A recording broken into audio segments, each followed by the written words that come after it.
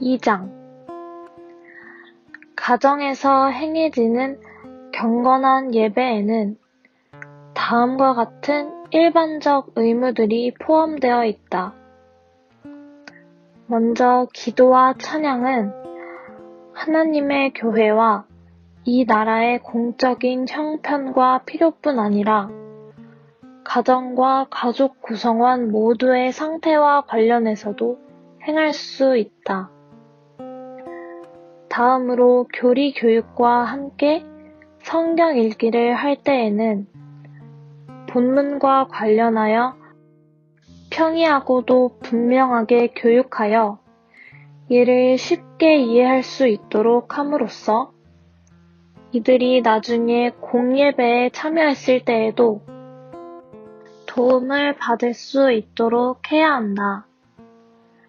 아울러 모든 가족 구성원들의 덕을 세우고 거룩한 신앙으로 교훈될 수 있도록 경건한 토의와 또한 정당한 이유에 따라 가정에서 권위를 가진 자가 가족들에게 훈계와 책망을 할 수도 있다.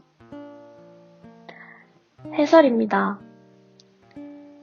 1장에서 다룬 개인 예배의 유익과 의무는 이제 2장에서 곧장 가정에서 행해지는 예배의 유익과 의무로 확장되는데 그 가운데서 우리들은 개인적인 신앙과 경건이 어떻게 가정 전체의 신앙과 경건에 연계되는지에 대한 이해를 가질 수가 있습니다.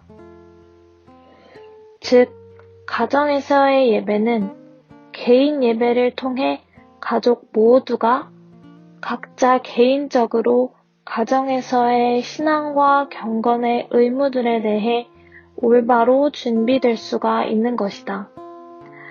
그러므로 1장에서 개인 예배를 필수적이라고 강조한 것입니다. 한편 2장에서는 가정 예배의 기본적인 틀과 내용들을 간단히 언급하고 있는데 가정 예배에 들어갈 기본적인 순서와 내용들은 기도와 찬양, 교리, 성경 교육을 포함한 성경 읽기, 경건한 대화, 훈계와 책망으로서 이러한 기본적인 순서와 내용들만 보더라도 가정 예배가 지니는 목회적 성격을 파악할 수가 있습니다. 특별히 가정 예배에 내포된 목회적 성격은 4장과 5장 그리고 6장에서 더욱 명백히 드러날 텐데 가정 예배를 인도하는 가장은 단순하게 아버지만을 말하는 것이 아니라 가정 안에서 특별한 부르심을 받은 자여야 한다는 점에서 더욱 공직인 성격 가운데서 세워지는 것임을 알 수 있습니다. 따라서 4항에서는 가정 예배를 인도하기에 부적격자인 가장의 경우 지교회의 목사나 당회에 의해 인도자를 따로 세울 수 있도록 하고 있습니다. 스코틀랜드에서 널리 승인되어 가르쳐진 제2 스위스 신앙고백 제23장은 교회의 기도와 찬송, 정한 기도 시간에 관해 언급하는데 특히 공중 기도와 관련한 3항의 언급을 보면 예배 모임에서 가장 큰 부분은 복음을 가르치는 일에 할당되어야 한다고 했으니 이에 따라 매사에 그러하듯이 공중 기도에도 어떤 표준이 있어서 기도가 지나치게 길어져 지루하지 않도록 해야 한다.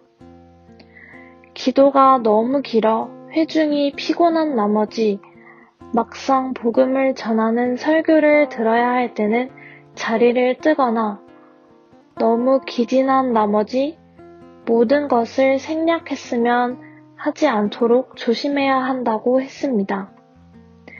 여기서 예배 모임에서 가장 큰 부분은 복음을 가르치는 일에 할당되어야 한다는 말에 의미하는 바는 단순히 예배에 사용되는 시간의 분배에 대한 것이 아니라 예배에 있어 중심적인 것이 무엇인가를 나타내는 말입니다. 즉, 요한복음 4장 24절에 하나님은 영이시니 예배하는 자가 영과 진리로 예배할지니라고 한 것에서 단적으로 드러나듯이 하나님께 드리는 영적인 예배의 중심에 진리, 곧 복음의 진리가 자리하고 있는 것입니다. 그러므로 예배의 모든 근거와 원리들이 바로 진리의 복음이 담긴 말씀에서 시작되는 것이며 그것은 기도에 있어서도 마찬가지입니다. 잠언 28장 9절 말씀이 명백히 교훈하는 바와 같이 하나님의 말씀인 성경의 진리 가운데서 참된 기도 또한 가능한 것입니다.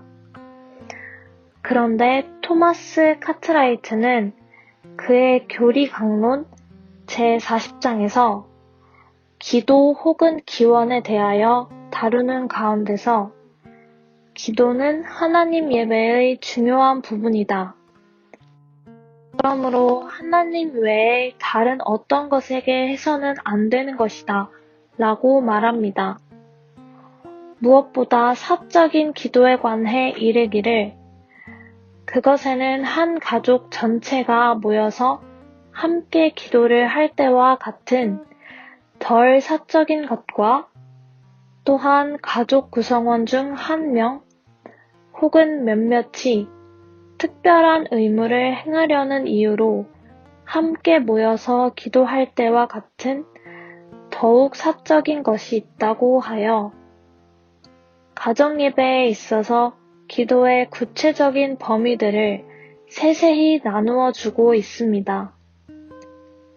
따라서 기도는 단순히 간구하는 것만이 아니라 감사를 포함한 예배의 중요한 부분을 이루는 것이며 아울러 하나님의 말씀인 성경의 진리 가운데서 참된 기도 또한 가능한 것이니 그러한 의미에서 거의 모든 종교 개혁자들과 개혁 신학자들이 주기도문에 대해 자세히 풀이했던 것입니다. 아울러 누구를 위하여 기도해야 하는가? 라고 하는 기도의 대상에 대한 물음 가운데서 카트라이트는 이르기를 우리 자신과 다른 사람들을 위해서인데 심지어 모든 종류와 모든 신분의 사람들, 즉 관원, 사역자와 참으로 우리의 원수들까지 라고 하여 하나님의 교회와 이 나라의 공적인 형편과 필요뿐 아니라 가정과 가족 구성원 모두의 상태와 관련해서도 행할 수 있다는 가정예배 모범의 언급이 훨씬 광범위하게 적용되는 것을 볼 수 있습니다.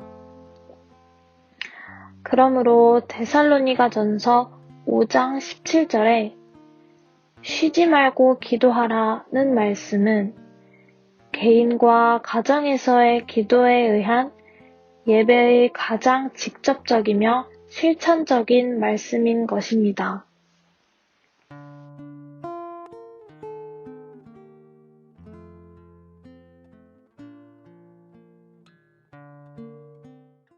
땅의